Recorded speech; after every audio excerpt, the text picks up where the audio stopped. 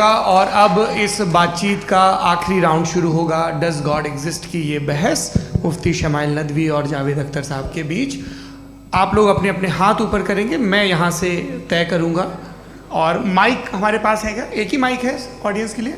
2 mic है, एक इस तरफ एक इस तरफ, ठीक है। तो जी सबसे पहले हमारी सहयोगी हैं मारिया शकील जी, पूछिए सवाल।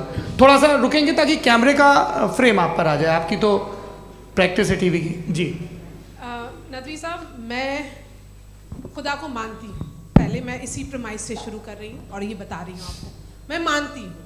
लेकिन कुछ सवाल हैं जो जावेद साहब ने उठाया, उसका जवाब आपको देना चाहिए। पहला सवाल ये कि गज़ा में सालों से छोटे बच्चे मर रहे हैं, वो उनको अगर खुदा मर्सीफुल है, हम मानते हैं कि अल्लाह ताला में बहुत ताकत है, तो वो बच्चे क्यों मर रहे हैं? दूसरी बात ये कि अगर कंटिजेंसी की जो आप बात करते हैं, पूरे मुस्लिम ममालिक मिल करके भी उन गज़ा के बच्चों को क्यों नहीं बचा पा रहे हैं? क्योंकि अगर वो चाहते, क्योंकि अल्लाह ताला उन पर हुकूमत करते हैं, सब पर हुकूमत करते हैं, तो वो उनको क्यों नहीं बचा? जी थैंक यू वेरी मच। बहुत अच्छा किया आपने इस चीज़ को जिक्र कर दिया, मैं इसको और अच्छे से एक्सप्लेन करने की कोशिश करता हूँ। देखें, जहाँ तक आपने कहा कि गज़ा के बच्चों को मारा जा रहा है, देखें 2 वर्ल्ड व्यू है, एक एथीस्टिक वर्ल्ड व्यू, एक थीस्टिक वर्ल्ड व्यू है। बच्चे मर रहे हैं दोनों वर्ल्ड व्यू में, लेकिन हमारा वर्ल्ड व्यू कह रहा है कि रिकॉम्पेंस है, ये कह रहे हैं कि उनका मरना बेकार जाने वाला है, कोई उसका रिकॉम्पेंस नहीं है, चूँकि इनके यहाँ आखिरत और अल्लाह का कोई तसव्वुर या गॉड का कोई तसव्वुर नहीं है। आपने ये सवाल किया कि गॉड मर्सीफुल है, क्यों नहीं रोकता? ये मैंने बताया कि ये मिसकंसेप्शन है लोगों के दरमियान कि गॉड को सिर्फ मर्सीफुल और ओमनीपोटेंट समझते हैं। गॉड के सिर्फ यही 2 एट्रीब्यूट्स नहीं हैं, गॉड के कई सारे एट्रीब्यूट्स हैं, उनमें से अल हकीम भी है, उनमें से ऑल वाइज भी है, ऑल नोइंग भी है। लिहाजा अगर इस दुनिया में किसी को तकलीफ आ रही है और गॉड उसको नहीं रोक रहा है, वो इसलिए नहीं रोक रहा है चूंकि इंसानों को फ्री विल दिया गया है। ठीक इसी तरीके से अगर एक डॉक्टर किसी छोटे बच्चे को इंजेक्शन लगा रहा है, उसे तकलीफ पहुंच रही है, उसके लिमिटेड पर्सपेक्टिव के एतबार से ये गलत हो रहा है और डॉक्टर बुरा है। लेकिन जब आप ब्रॉडर पिक्चर को देखेंगी, आपके और हमारे पास सिर्फ एक पिक्सल है, हमें इतना नजर आ रहा है कि गज़ा में कत्ल हो रहा है, लेकिन इसके पीछे कितना रिकॉम्पेंस उनको मिलने वाला है, पूरा पिक्चर गॉड के पास है। तो एक पिक्सल से आप पूरे पिक्चर को कभी भी जज नहीं कर सकती। आप इसमें कुछ जोड़ना चाहेंगे? आपको कुछ बोलना है इसमें? भैया आपने बहुत अच्छा जस्टिफिकेशन दिया, या आप वो जो वहाँ के प्राइम मिनिस्टर इजराइल के उन्हें भेजिए, वो बहुत खुश होंगे। आप जस्टिफिकेशन दे देना कि अगर गॉड नहीं है तो बच्चे क्यों मर रहे हैं, आप बताएं। वो ये सवाल पूछ रहे हैं कि अगर आप ईश्वर का अस्तित्व नहीं मानते हैं तो उन बच्चों की मौत को आप कैसे इंटरप्रेट करते हैं? भाई ये दुनिया जो है, जो ताकतवर लोग होते हैं वो एक नाइंसाफ़ी करते हैं। तो ये अच्छा काम है आपके नज़दीक, तो नेचर नाइंसाफ़ी पे मबनी है। अरे मेरे भाई, आप नेचर की कहाँ बात कर रहे हैं, तो इंसान की बात। तो फिर जब मैं इंसान की बात कर रहा था, आप नेचर की बात करने लग गए। क्रॉस एग्जामिनेशन नहीं। हाँ, अब आप मुझे बोलने नहीं देंगे तो अलग बात है, आप बोलिए, मुझे कोई जल्दी नहीं। जी नहीं, ये क्रॉस एग्जामिनेशन बोल तो लेने दीजिए। जी बोलिए। क्या बात ये है कि ह्यूमन सोसाइटी तभी साथ में रह सकती है जब वो मोहब्बत से, एकता से, एक दूसरे के एहतराम करके रहे। इसके अलावा पॉसिबल नहीं है, अकेले तो इंसान रह नहीं सकता। वहाँ पर कुछ लोग हैं जो फाउल करते हैं, वो फाउल हमेशा से तारीख में होता आया है। आज ये हो रहा है, जो हो रहा है बहुत बुरा हो रहा है, बहुत जालिमाना है, बहुत जाबराना है। उसको आप कहें कि ये बच्चों को कॉम्पनसेशन मिल जाएगा या इसकी इंजेक्शन है, इंजेक्शन तो हेल्थ के लिए दिया जाता है। आप ये कह रहे हैं कि ये बच्चों की जो धज्जियां उड़ रही हैं ये इंजेक्शन है, ये टेस्ट है और उस टेस्ट में उनको ऐसा रिकॉम्पेंस मिलेगा जो आपके तसव्वुर के बाहर है। ये आप 3 बरस के बच्चे को बारूद से उड़ा के टेस्ट ले रहे हैं। वाह, वो नहीं ले रहा है, खुदा नहीं उड़ा रहा है, इजराइल उड़ा रहा है जी। ये तो उसको कंडेम करें। अगला सवाल लेते हैं प्रोफेसर पुरुषोत्तम अग्रवाल। मुफ्ती साहब, एक निवेदन आपसे है कि कम से कम थोड़ा सा माइक क्लोज, एक रिलीजियस और फिलॉसफिकल कर मैम प्लीज। एक रिलीजियस और फिलॉसफिकल ट्रेडिशन है जो ब्रह्मांड को यानी यूनिवर्स को ही अंतिम मानती है। सर्वम खलु इदम ब्रह्मम, this is Chandogya Upanishad, and it completely rules out the existence or necessity, आपके शब्दों में necessity of a creator, the creation itself is the creator. तो एक मिनट प्लीज। दूसरा जो सवाल आपने अभी जो आप बार बार कह रहे हैं कि भगवान विद्वान भी है, वाइज, सब जानने वाला, तो अगर विजडम में दुनिया भर के पापों और अत्याचारों को बर्दाश्त करना शामिल है, तो फिर इसका मतलब ये हुआ कि अगर मैं फ्री विल से उसको अपोज करता हूं तो ईश्वर की विजडम और मेरी फ्री विल में कॉन्ट्राडिक्शन है। Because when I am opposing whatever is happening in Gaza, then I am opposing the God's will और गॉड्स विजडम। जवाब लेते हैं क्योंकि तो गॉड की विजडम में, एक मिनट सर प्लीज सर, ये एक जुमला, गॉड की विजडम है कि गाजा में जो कुछ हो रहा है वो हो रहा है, मैं उसका अपोज कर रहा हूं, तो मैं गॉड की विजडम के खिलाफ जा रहा हूं। एक सवाल। दूसरा ये नहीं, आपने दो ऑलरेडी। सर आप और सवाल कर लें, लेकिन मुझे दो जवाब दे सर, दीजिए। सर, पहले आपने ये कहा, सुनिए मेरी बात सुनिए। भाई इजराइल के गॉड के मुताबिक तुम्हारा ठीक हो रहा है ना? नहीं हो रहा है, ठीक नहीं हो रहा है, मैं बता रहा हूँ क्या हो रहा है। आप तशरीफ रखिए, मैं बता रहा हूँ क्या हो रहा है। Let me complete please. एक सेकंड गाइस, एक सेकंड। ये देखिए, ऐसा है कि ये सब बड़ा आपस में विचार विमर्श के बाद ये तय हुआ था कि कुछ नियम बना लिए जाएं ताकि एक टाइम बाउंड बातचीत चले। और भाई साहब, आप बड़ा ज़रूरी काम कर रहे हैं, लेकिन कैमरे के फ्रेम में आके उस काम को गड़बड़ कर दे रहे हैं। ठीक है गुरु, अब मेरे को कहीं का गुस्सा कहीं निकालना था, सॉरी। नहीं, कोई गुस्सा नहीं है जी। तो प्रोफेसर ने सवाल पूछे, आप उनके जवाब दें, और थोड़ा ये सब लोग थोड़ा ख्याल रखें भाई, सवाल संक्षिप्त रखें जी। आपने दो सवाल किए। सबसे पहला ये कहा कि हमारे पास ये कॉन्सेप्ट है कि ये यूनिवर्स खुद नेसेसरी बीइंग है, creation itself is the creator. How irrational is this कि मैं एग्जिस्ट करूंगा बाद में, लेकिन अभी एग्जिस्ट कर भी रहा हूं, यानी एक ही टाइम में एग्जिस्ट भी कर रहे हैं, नहीं भी कर रहे हैं। This is not true. दूसरी चीज, आपने कहा कि अगर इजराइल में, सॉरी माफ कीजिएगा, Israel doesn't exist, occupied Palestine में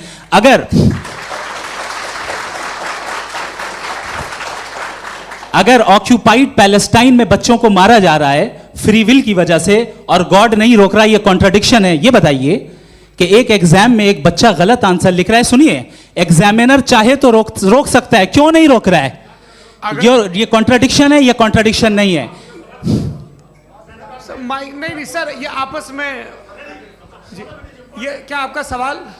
माइक दीजिए। फ्री विल दिया गया है टेस्ट के लिए, अकाउंटेबिलिटी के लिए। अगर फ्री विल नहीं होता तो आप कहते हैं हमें रोबोट बना दिया गया। नॉट मिसरिप्रेजेंट माय पोजीशन, आपकी जो भी पोजीशन, मैं अपनी फ्री विल के नाते, अपने ह्यूमन विजडम के नाते गाजा में हो रही अत्याचार का विरोध करता हूं। बिल्कुल करना चाहिए। आपके हिसाब से मैं गॉड की विजडम का विरोध कर रहा हूं? बिल्कुल नहीं, जो हो रहा है गॉड की, बिल्कुल भी नहीं, बिल्कुल भी नहीं। उसका वहां पर गाजा में कत्ल होना ये इंसानों के गलत इस्तेमाल का नतीजा है, फ्री विल के इस्तेमाल का नतीजा है। गॉड इसका हुक्म नहीं देता, उससे रोकता है। यही तो मसला है ना, आपके लिए कॉन्सेप्ट क्लियर नहीं नहीं भाई, आपने तो बताया था इंजेक्शन लगाने से बच्चे को तकलीफ होती है, ये इंजेक्शन लगा। सर आप ऐसे रेटोरिक स्टेटमेंट दें तब तो कोई मसला नहीं समझते रहेंगे। This is a rhetoric statement, this is not a logical argument sir. I am sorry, I am sorry. आखिरी 30 मिनट बड़े मुश्किल होने वाले हैं जी। मुफ्ती साहब आगे बैठे हैं, इनको माइक दीजिए।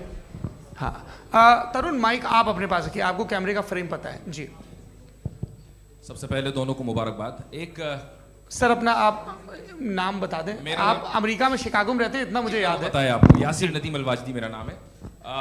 जावेद सर, आपसे एक क्वेश्चन है इन्फिनिट रिग्रेस के ताल्लुक से। एक हाइपोथेटिकल सिनेरियो है, मसलन अगर आप सर माइक थोड़ा सा प्लीज क्लोज रखिए जी।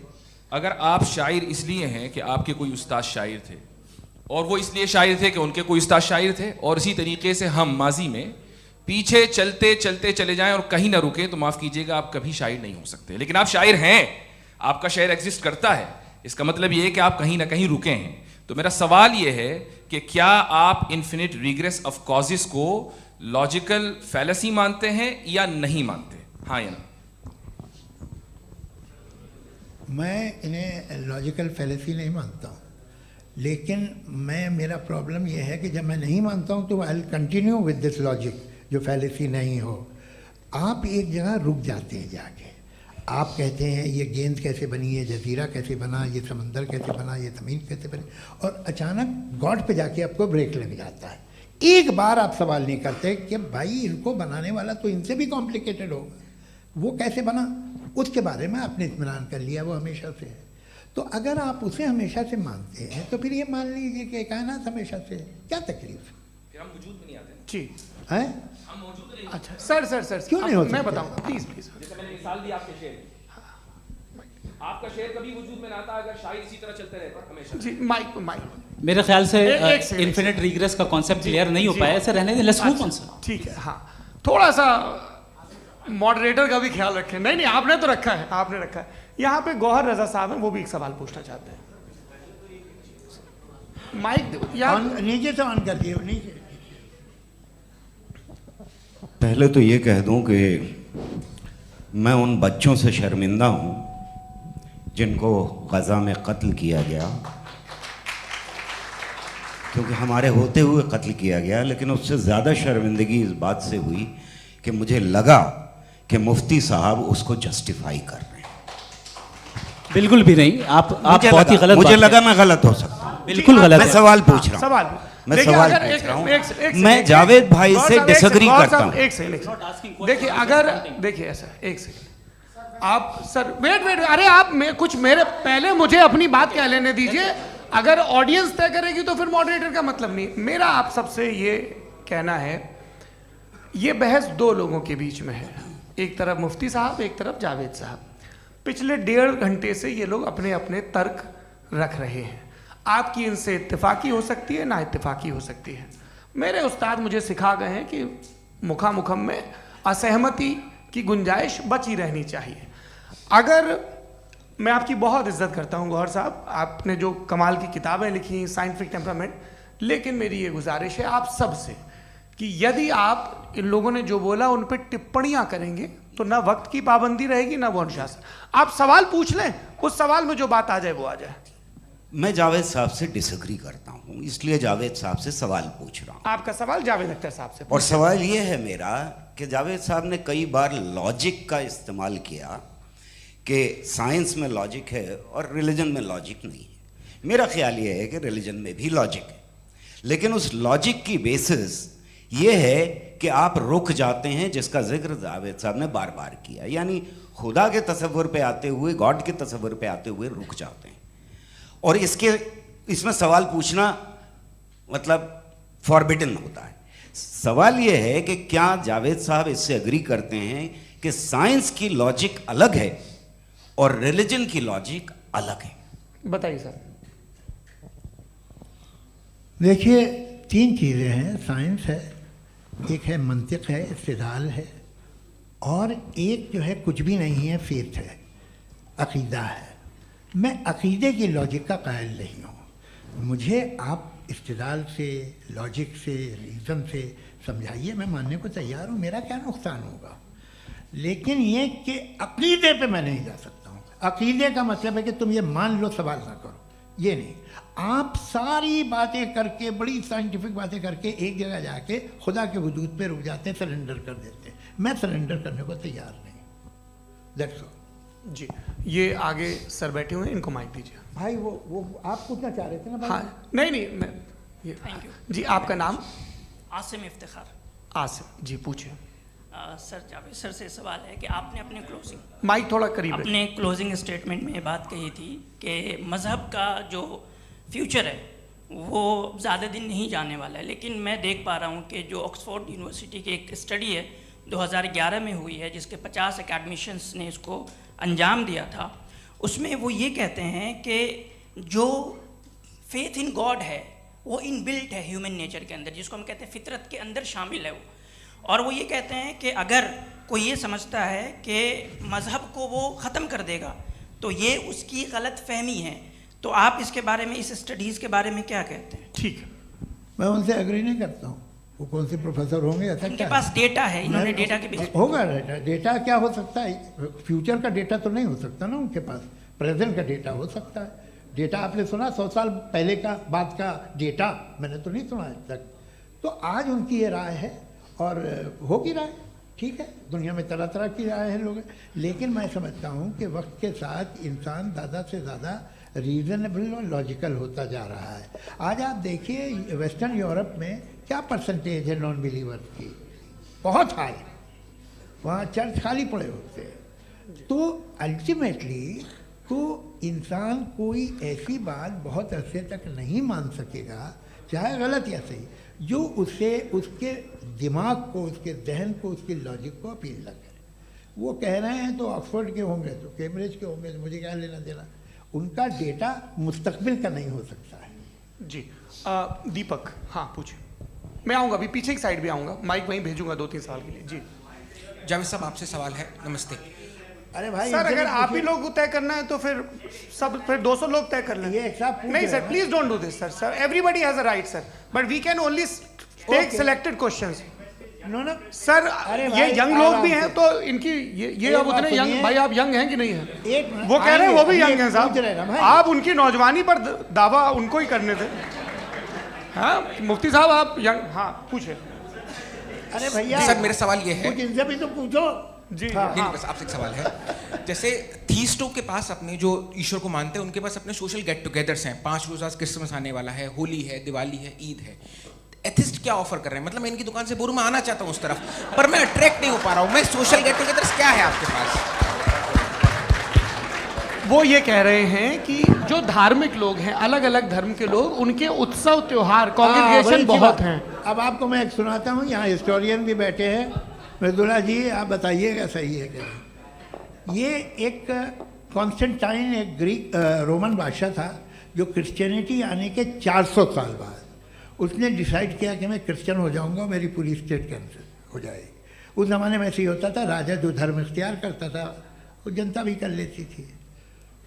इसलिए कि वो हो गया था बैंकरप्ट, और उसे जो मेडिटेरियन कोस्ट के रिच क्रिश्चियन वो थे मर्चेंट, उससे पैसा चाहिए था। तो उसने कहा यार क्रिश्चियन हो जाओ।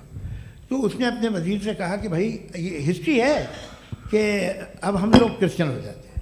कहते सर हो जाएंगे, कोई प्रॉब्लम नहीं है, लेकिन एक प्रॉब्लम ये है कि 17 दिसंबर से 25 दिसंबर तक जो पेगन फेस्टिवल होता, जो पेगन्स थे वो लोग, जो फेस्टिवल होता है वो बंद हो जाएगा, इसलिए कि हम क्रिश्चियन हो गए तो होगा नहीं। तो वो बच्चों को बहुत बुरा लगेगा, पब्लिक को बहुत इन्जॉय करते हैं, ख़ासतौर से 25 को मेन डे। उसने कहा हाँ ये तो सही कह रहे हो, ये जीसस क्राइस्ट की पैदाइश कब थी? कहते साहब वो अप्रैल में थी। नहीं कट करो, वो 25 दिसंबर को है। ये हकीकत है जी। और 400 साल बाद क्रिश्चियनिटी के अप्रैल से दिसंबर ले आए, और इसलिए कि यहाँ पेगन फेस्टिवल होता था। अब मनाते हैं आप आराम से। ये जो सारे फेस्टिवल हैं ये रिलीजन से, हर एक को एक इंटरटेनमेंट डिपार्टमेंट चाहिए होता है अपनी कंपनी चलाने के लिए। तो ये रिलीजन ने, ये सेकुलर त्यौहार थे जिन्हें रिलीजन्स ने ले लिया है। ये मौसम के थे, फसलों के थे, किसानों के थे, उसको आपने लेके रिलीजियस रंग दे दिया। ये कोई रिलीजन से थोड़ी आए आप। अच्छा हमें देखिए, हम तो मुल्द हैं, हम ईद मनाते हैं, हम दिवाली मनाते हैं, हम होली मनाते हैं, हम क्रिसमस मनाते हैं। बम्बई की फिल्म इंडस्ट्री की सबसे बड़ी होली हमारे घर में होती है, सबसे बड़ी ईद हमारे घर में होती है। वो हमारे सोशल वो है, हमारे हेरिटेज है। ऐसा थोड़ी है कि we will throw the baby along with the water. ये तो अच्छी चीज़ है, इन्हें रखो, जो बेकार है फेंक दो। जी हाँ हेलो जी, मेरा सवाल नादवी जी से है।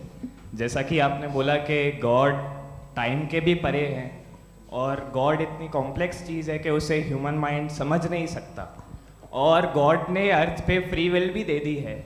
तो आप अपना वक्त ज़ाया क्यों कर रहे हैं गॉड के बारे में बात करके? अपन को तो बात करनी चाहिए कि सोसाइटी को बेहतर कैसे करें। जी, मैं गॉड वही बताता है सोसाइटी को कैसे बेहतर करे। अभी मैं आपका जवाब देता हूँ।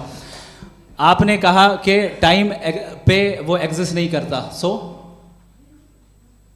मेरा सवाल ये है कि जैसा आपने बोला कि गॉड बहुत ही कॉम्प्लेक्स चीज़ है, मैंने और कहा ही नहीं कि कॉम्प्लेक्स है, तो आपके अल्फाज हैं। कॉम्प्लेक्स का लफ्ज गॉड के लिए सुइटेबल नहीं है। क्यों? क्योंकि कॉम्प्लेक्स वो चीजें होती हैं जो ऑब्जेक्ट हो। God is not an object जिसको आप इंस्ट्रूमेंट के जरिए लेबोरेटरी में जाके टेस्ट करें, oh it's very complex. No, वो कोई कार का इंजन नहीं है। मेरा वो फिलोसॉफिकली नेसेसरी बीइंग ऐसी बीइंग है जो सिंपल बीइंग है। हाँ, आप उसको मुकम्मल तौर पे उसकी तमाम हिकमतों को जान ले और हर चीज को जान ले, ये पॉसिबल नहीं है, क्योंकि वो ऑल वाइज है, आप ऑल वाइज नहीं है, और वो खुदा है, वो आपको सारी चीजें बता दे, ये जरूरी नहीं। मेरा सवाल ये नहीं था। मेरा सवाल ये था कि जब गॉड इतना परे है इस दुनिया से कि उसने अर्थ पे फ्री विल भी दी है, हम सब ह्यूमंस की फ्री विल है, और जो सोसाइटी में हो रहा है वो अपन लोग डिसाइड करेंगे, तो अपन लोग डिसाइड नहीं करेंगे ना। अपन लोग डिसाइड नहीं करेंगे। गॉड जो है, गॉड ने वो उसकी जात, उसकी एग्जिस्टेंस टाइम एंड स्पेस से परे है, लेकिन वो हमारा टेस्ट ले रहा है और उसी गॉड ने हमें बताया कि तुम्हें क्या करना है क्या नहीं करना है, तो जाहिर है उस गॉड की बात सुनेंगे ना हम। जी, वो पीछे एक चश्मा लगाए जो मैम खड़ी हैं, उनको दीजिए। हाँ आप जी जी बिल्कुल आएंगे। देखिए मैं कोशिश कर रहा हूँ सब तरफ जाने की। हाँ उनको दीजिए माइक जी। हेलो सर, मैं ओमनी प्रेजेंट नहीं हूँ, टाइम पाबंद हूँ और जहां तक कोशिश कर सकता हूँ करूंगा। जी अपना नाम बताइए। मेरा नाम उर्सुला है, मैं दिल्ली यूनिवर्सिटी की एक स्टूडेंट हूँ और मैं स्टूडेंट फेडरेशन ऑफ इंडिया से हूँ। मेरा सवाल मुफ्ती जी से है कि इस हॉल के इस कमरे में बैठ के हम लोग रेप की मोरालिटी के बारे में फिलोसफिकली बात तो कर सकते हैं, बट असलियत ये है कि रोज़मर्रा की ज़िंदगी में औरतें रेप के थ्रू गुजरती हैं और हम लोग सिर्फ नंबर्स पे इस तरह नहीं देख सकते, क्योंकि कितनी औरतें हैं इन कंट्रीज़ में जहाँ पे आप बता रहे हैं कि केसेस कम हैं, जिनका एक्सेस है कि वो जाके केस फाइल कर सकें। कितनी औरतें हैं जो जिनको काम करने की आज़ादी है उन कंट्रीज़ में। यूरोप में ये आज़ादी आ गई, यूरोप में ये रूल्स आ गए, तो हम आज उसके बारे में बात कर पा रहे हैं। जी जवाब। आपने ये कहा कि कमरे में बंद होकर हम लोग इस पर फिलोसफिकली बात कर सकते हैं, लेकिन हकीकत में क्या हो रहा है, वो ग्राउंड लेवल पे क्या हो रहा है जो बहुत गलत हो रहा है, और वो सफ़र कर रही हैं। आई एग्री, बहुत गलत हो रहा है, और जो गलत हो रहा है उसको हमें रोकना है। और क्यों रोकना है, वो गलत क्यों है, हमारे पास इसका ऑब्जेक्टिव फाउंडेशन है, इनके पास उसका ऑब्जेक्टिव फाउंडेशन नहीं है। मैं ये कहना चाह रहा हूँ कि जहाँ पे भी जुल्म हो रहा है, जहाँ पे भी औरत पे जुल्म हो रहा है, या उसकी इज्जत लूटी जा रही है, या उसे तकलीफ पहुँचाई जा रही है, और सिर्फ औरत नहीं किसी इंसान के ऊपर भी जुल्म हो रहा है, तो उसके खिलाफ खड़ा होना, ये मॉरलिटी हमारे पास गॉड के पास से आई है। वरना जावेद साहब तो कह रहे हैं कि जो है मेजॉरिटी डिसाइड करेगी, तो मेजॉरिटी तो कभी भी बदल सकती है। क्या आप हाँ। ये थोड़ी सी आपको गलतफहमी है। मैं अगर मेरे जुमले से ये मदनत निकला या मैंने कहा तो ये जुमला मैं वापस लेता हूँ, ये मेरा मतलब ही नहीं था कि मेजॉरिटी डिसाइड करेंगे। मेजॉरिटी डिसाइड करे तो दुनिया में बड़ी, वैसे आपने कहा था ये जुमला। अच्छा हो सकता है, मैं मान रहा हूँ, बाद में रिकैप कर लेंगे। अरे एक सेकंड मैं अपनी एक्सप्लेनेशन देता हूँ। मुनासिब बात यह है कि हम सब के सब दिल में जानते हैं कि क्या अच्छा है क्या बुरा है, हमें पता है अच्छी तरह से। जो लोग बुरे काम करते हैं उन्हें भी मालूम अच्छा क्या है। यही तो सवाल था हजरत कि फिर ये मोरालिटी आई कहाँ से? Cross examination. हाँ जी हाँ। मोरालिटी साथ रहने की डिजायर से आई, यानी साथ रहकर जो कुछ कह दे जो कुछ कर दे वो हो जाएगा। नहीं नहीं, तो आप कायदे से रह ही कर सकते हैं जब तक लोगों में मोरालिटी हो, वरना क्यास हो जाएगा। ये आपको कैसे पता? जी हमने देखा ना, जहाँ मोरालिटी का क्यास हो गया, हम देखते हैं। कहाँ पे देखते भाई दुनिया में। आप जो कह रहे हैं, आप कहीं पे अगर गलत हो रहा है तो उसको आप गलत देखिए। आप एपिस्टेमोलॉजी की बात कर रहे हैं, मैं ओंटोलॉजी की बात कर रहा हूं। मैं इस बहस के बाद आप दोनों लोगों को चाय पे होस्ट करूंगा, वहां पे क्रॉस एग्जामिनेशन कर लीजिएगा। अभी ऑडियंस का हक मार रहे हैं आप लोग भाई, सर जस्ट लोग हैं आप लोग। और ये भाई ये हाँ उधर आएंगे, जी सर आएंगे। अच्छा सर मेरा नाम लईकुर रहमान है और मैं अलीगढ़ मुस्लिम यूनिवर्सिटी का स्टूडेंट हूँ। और जहाँ तक मुझे पता है कि sir you are also product of Aligarh Muslim university. मैं भी उसी चमन का बुलबुल। हाँ सर, तो बड़ी खुशी हुई मुझे जान करके कि मैं आपसे मिलूंगा। सवाल सर, मेरा सवाल ये है, सर सैयद अलैहि रहमा का नज़रिया ये था कि खुदा के वजूद को अक़ल के दायरे में रह कर के तलाश करना, न कि पूरी तौर से उसका इनकार कर देना। Sir how will you define it? नहीं तो ये तो आप इन्हें बताइए। ये सवाल आपसे खुदा का वजूद साबित कर रहे हैं तो सर आपने इनकार कर रखा है, इस वजह से मेरा क्वेश्चन उन्होंने यही सर से एक सेकंड सर सैयद ने यही कहा ना कि अक्ल से आप खुदा के वजूद को साबित नहीं कर सकते, यही कहा ना भाई। वो उन्होंने कहा कर सकते हैं और वो कर दिया गया आज। वो फोन तलाश करना या साबित करना अक्ल से अक्ल से नहीं हो सकता। अरे सवाल तो सुन लीजिए जी। अक्ल से नहीं हो सकता है, यही कहा ना आपने। अक्ल से हो सकता है, अरे वो यही कह रहे हैं भाई, आप बता रहे हो सकता है, वो तो कुछ और। आप अगर सर देखो नौजवान फोन ले लो, वो इतनी कमाल की यूनिवर्सिटी है। अरे भाई दे दो जरा एक मिनट, दे दो भाई मेरी बात सुनो, माइक पे बोलो ताकि जो लाखों लोग देख रहे हैं। माइक दे दो ना। अरे देंगे ना माइक, तुम ठहरो तो। हाँ सर, मेरा सवाल ये था कि सर सैयद अलैहि रहमा का एक नज़रिया था अपना कि खुदा का जो वजूद है उसको अकल के दायरे में रह करके तलाश करना है, न कि पूरे तौर से इनकार कर देना है। ये उनका कॉन्सेप्ट था। लेकिन मेरा सवाल ये है कि आप इसको कैसे डिफाइन करते हैं, एक्सप्लेन कैसे करेंगे, मैं आपसे जानना चाहता हूँ, क्योंकि you are the product of Aligarh Muslim university. मुझे अकल के दायरे में रख के मैंने बहुत तलाश की, मुझे मिला नहीं। हाँ, ये इधर वो चश्मा लगाए जो, हाँ उनको दे दीजिए।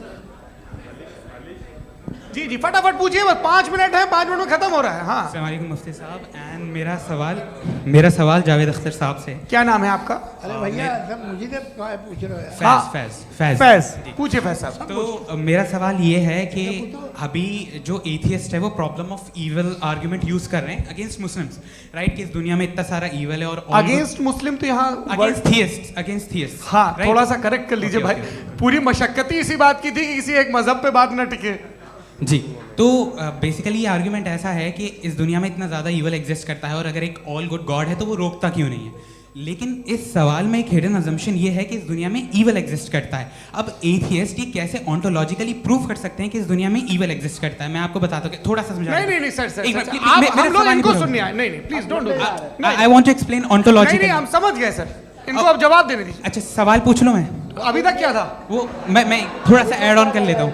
तुम गुरु, तो हम जब इसका राउंड 13 करेंगे ना तब तुमको स्टेज पे बिठाएंगे। जी तो हाँ जल्दी से। तो देखिए एथियज्म के हिसाब से सब कुछ रैंडमली बन गया है, सब कुछ एटम्स और मॉलिक्यूल्स है। एक पत्थर में और मुझ में सिर्फ इतना फर्क है कि हम लोग एटम्स और मॉलिक्यूल्स का अलग अलग रीअरेंजमेंट है। अब एक पत्थर को कोई इंसान तलवार से 2 टुकड़ों में काट दे या मुझे, according to atheism it is same. There is no evil and good according to atheism. जी अच्छा, फैज साहब का सवाल ये है कि हाँ कोशिश भी करते तो इससे गलत सवाल नहीं कर पाते।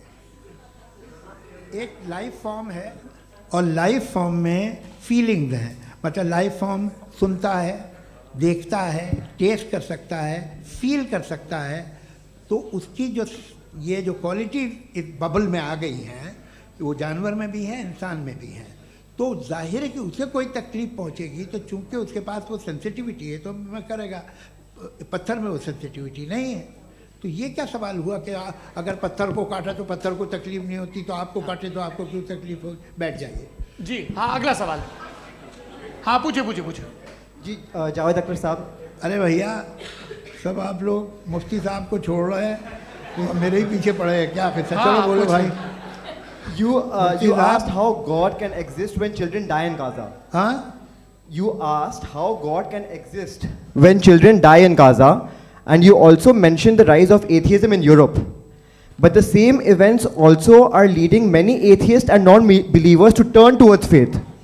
How do you interpret this contradiction, where suffering pushes some away from God, yet brings others closer to belief? आपको एक बात बताऊं, दुनिया परफेक्ट तो कहीं भी नहीं है, हर जगह कुछ खामियां हैं। बेटा एक मिनट, मैं आप ही को कहेंगे, देखो वो तो कुछ खामियां, कमज़ोरियां, खराबियां सब जगह है। लेकिन अगर देखोगे ईमानदारी से कि दुनिया सबसे ज़्यादा महज़ब कहाँ है, एक आम शहरी को कहाँ हुकूक हासिल हैं, वो बोल सकता है, अपनी मर्ज़ी से काम कर सकता है, अपनी मर्ज़ी से राय दे सकता है, हुकूमत के ख़िलाफ़ बोल सकता है, बरसरे इक़्तिदार लोगों के बारे में बोल सकता है, सरमायादारों के ख़िलाफ़ बोल सकता है। तो आपको ये स्कैंडिनेवियन कंट्रीज़ में मिलेगा, वेस्टर्न यूरोप में मिलेगा। मैं नहीं कह रहा वो परफेक्ट है, बिल्कुल नहीं, वहाँ बहुत ख़राबियाँ भी हैं, परफेक्ट तो कोई। लेकिन जिन जिन मुल्कों में, लैटिन अमेरिका देखो, गल्फ़ देखो, वहाँ पर आपको ये ज़रूर है कि रेप नहीं होते होंगे। रेप की ज़रूरत क्या है भाई? उसको तो ख़रीद लो, घर में रखो, सड़क पर रेप करने की क्या ज़रूरत है? मगर सुनिए, मगर हकीकत ये है कि वहाँ शख्सी आज़ादी राय देने की, बोलने की नहीं है। जी ये एक आखिरी सवाल मुफ्ती साहब से। हाँ मैम, इनको माइक दीजिए। शुक्रिया। मेरा नाम मनीषा है, मैं हरियाणा से आई हूँ। मैं मुफ्ती साहब से एक बात पूछना चाहती हूँ। आप बार बार जावेद साहब को कॉन्ट्राडिक्ट तो कर रहे हैं कि आपने ये कहा, लेकिन आप भी अजम्पशंस के बेसिस पे बात कर रहे हैं। आपने खुदा के होने का कौन सा प्रूफ पेश किया है, खुदा की एग्जिस्टेंस का? अब इस सवाल को अलग रहने दीजिए, कौन एथीस्ट है कौन नहीं है। और दूसरी बात जो आपने एक छोटी सी कही थी कि ये फ्री विल का इस्तेमाल करता है इंसान अपनी, लेकिन इस फ्री विल का इस्तेमाल में मतलब खुदा ने ये दे दी सबको ये इजाज़त कि वो कितना घिनौनापन और कितने ज़्यादा ख़राब से ख़राब तरीके इस्तेमाल कर सकते हैं। जवाब सुनते जी। आप फ्री विल को मानती है ना, या अब कहती है कि फ्री विल नहीं है ना, मानती है ना? तो अब आपके पास इसका कोई एक्सप्लेनेशन नहीं है कि अगर एक इंसान उस फ्री विल का इस्तेमाल करके गलत काम कर रहा है और बच के अच्छी ज़िंदगी गुजार के निकल जा रहा है, उसका कोई रिकम्पेंस नहीं है। हमारे वर्ल्ड व्यू में जो इंसान गलत काम कर रहा है उसको भी रिकम्पेंस यानी उसका बुरा बदला मिलना है, और जो सही काम कर रहा है उसको सही बदला मिलना है। लिहाजा जो फ्री विल है वो इस तरीके से है कि एक लिमिटेड टाइम तक खुदा ने मोहलत दी है। ऐसा नहीं कि छूट दे दी, जो करना है करते रहो हमेशा।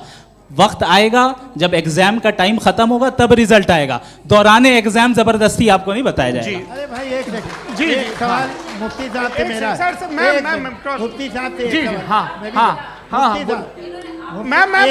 सवाल। रुक जाइए, आपसे फोन, आप इसके बाद आपसे यहीं रहेंगे वो। हाँ, बोलिए। मैं मुफ्ती साहब एक ही सवाल करता हूँ कि अगर जो हो रहा है फ्री विल से हो रहा है और एक दिन बरोज़ क़यामत इंसाफ होगा मैशर में वगैरह वगैरह, तो दुआ क्यों मांगते हैं लोग? दुआ मांगते हैं इसके मतलब है अभी भी उसने ये डिपार्टमेंट रखा है कि मैं रोज़मर्रा की ज़िंदगी में बिल्कुल बिल्कुल ही कैन। तो तुम कैन हो, तुम मुझे नौकरी दिला देते हो, मेरे बेटे को ग्रीन कार्ड दिला देते हो, और 45,000 बच्चे मरते हो उन्हें रोकते नहीं हो। नहीं तो क्या आप ये कह रहे हैं कि इस दुनिया में जालिमों को कभी पकड़ ही नहीं होती है? अरे जो भी पकड़ होगी वो बच्चे रोते हैं। बिल्कुल, देखें मैंने अपने ओपनिंग स्टेटमेंट में यही कहा था कि जनाब जावेद साहब सिर्फ इमोशनल आर्गुमेंट देंगे। This is an emotional argument. ये छोटे मोटे इसके पीछे का रीजन मैंने बताया क्या है, इसके पीछे का रीजन क्या है मैंने बताया। मंच से आप लोगों को सज्जनों इसलिए कह रहा हूं ताकि थोड़ा सा आपके कॉन्शियंस पे जोर रहे कि आपको ऑर्डर बचा के रखना है। वक्त तय हुआ था, ये वक्त पूरा हुआ, आपने इतने धैर्यपूर्वक सुना, मैं आप सबका बहुत बहुत शुक्रगुजार हूं। यदि इन दोनों विद्वानों की इच्छा होगी तो कभी हम इस बातचीत का राउंड 2, राउंड 3, यही तो देखिए खूबी है इंसान की कि बहस मुबाहसे में वो पड़ा रहता है। आप लोगों ने बड़े धैर्य का परिचय दिया, बहुत बहुत शुक्रिया। इसी के साथ ये बातचीत यहाँ पे समाप्त होती है। मैं एक